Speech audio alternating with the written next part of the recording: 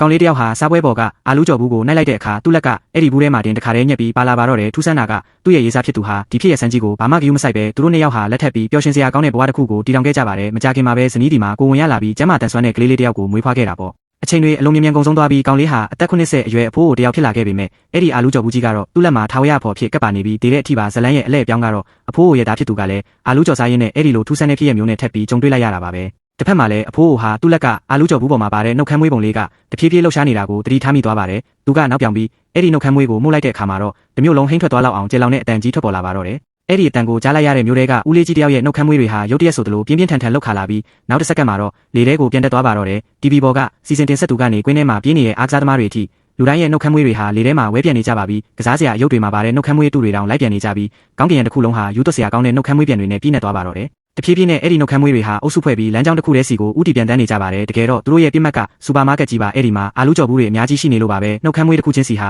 အာလူးကြော်ဘူးတစ်ဘူးစီကိုတည်ပြီးအဖိုးကိုရှိရာစီကိုဥတီလာနေကြပါတယ်ဒါပေမဲ့သူတို့ရှေ့မှာပြတ်တင်းပေါက်မှန်ကြီးကစီးနေတာကြောင့်နှုတ်ခမ်းမွေးစစ်တက်ကြီးတစ်ခုလုံးဟာအဲ့ဒီမှာတင်ပိတ်မိသွားပါတယ်